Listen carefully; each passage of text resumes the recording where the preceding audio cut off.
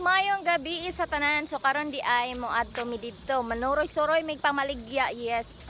Mamaligya ta guys. Daghan kaayo puno mga pagwapa tanan. Arong mo gwapa ta. Mintras buhi pa ta magpagwapa ta. Alangan anak mo pagwapag na anak kaskoan. Oh. Mintras buhi pa pagwapa na da pang lipstick og baga.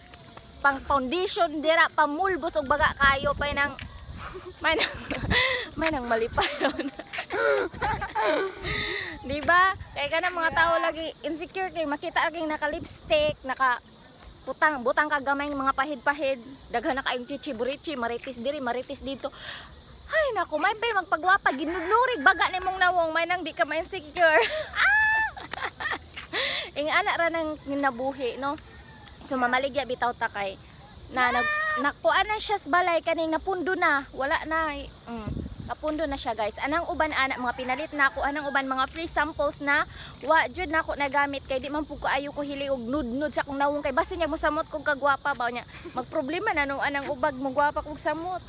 Na anya usapod ana akong bana di nakatulog.